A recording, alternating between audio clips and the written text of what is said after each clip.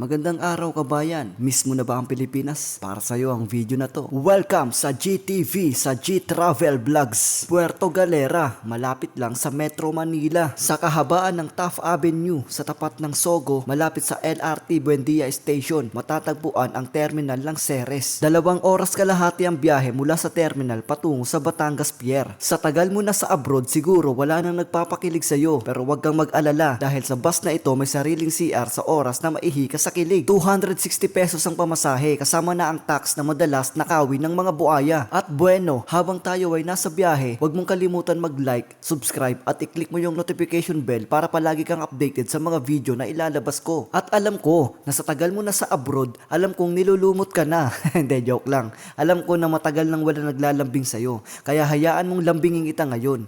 Palambing naman, paki-comment mo naman kung saan bansa ka para alam ko kung saan umabot ang video na to. O diba, sa sobrang daldal ko, hindi mo namamalayan na mabilis lang ang biyahe. Konting hawi na lang ng buhok at konting kembot, makakarating na tayo sa Batangas Port. Kumakalam na ba ang tiyan mo? Pero wag kang mag-alala dahil sa loob ng Batangas Port, marami kang pagpipilian na masasarap na mga pagkain. Hindi ko na lang sinama ang video kung paano kami kumain kasi nakakahiya. O bueno, para hindi ka malito, mula dun sa terminal ng Buendia sa Ceres patungo dito sa Batangas Port, kailangan mo pang sumakay ng Roro o kaya ng Fast Craft papunta sa Puerto Galera. Special tip para sa lahat ng mga kabaro nating marino. I-represent mo lang yung Seaman's Book o kaya yung SEED ID na galing sa marina, magkakaroon ka ng almost 200 pesos na discount. Malaking bagay na rin yun para sa mga katulad nating mga biyahero. Sakay ng Fast Craft, 45 minutes ang biyahe mula sa Batangas Port patungo sa Puerto Galera. At syempre, pagdating ng Puerto Galera, Fernando po, bunot ulit. 120 pesos ang babayaran mo para sa environmental fee. Paglabas mo ng port ng Puerto Galera, may mga e-trike na nakapila. 150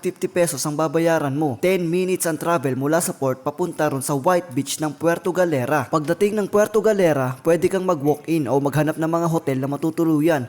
Or pwede ka rin mag-book online. Nasa sayo na yon kung saan ka makakatipid, kabayan. At dito sa White Beach, marami kang activities na maaaring pwedeng gawin. Andyan ng island hopping at meron din mga land tour. Nasa na yon, kabayan. Yun nga lang, wag kang magugulat sa presyo dahil medyo pricey. At ako naman, bala ko talagang mag jet ski. Kaso nga lang nung nakita ko yung presyo, ay naku, wag na te. Nalam nyo ba, 5,000 pesos per ora ang bayad sa jet ski. Kaya ang ginawa ko, nagtatumbling na lang ako dun sa may mga buhangin. Napaka-OA naman nun, 5,000. Buti sana kung anak ka ng kontraktor. Na-miss mo rin ba ang mga inihaw? Tulad ng isaw? Dito meron 50 pesos per stick. Sobrang na-miss ko ang mga inihaw kaya hindi na ako nagpatumpik-tumpik pa. Sunggab agad para lumafang. Pero wag kayong mag-alala dahil sa kahabaan ng White Beach ay marami kayong pagpipili ang mga restaurant o mga turo-turo kung saan nyo gusto makatipid, doon kayo kumain. Pero wag kayong mag-alinlangan dahil marami kayong pwedeng pagpipilian. So ayun, maraming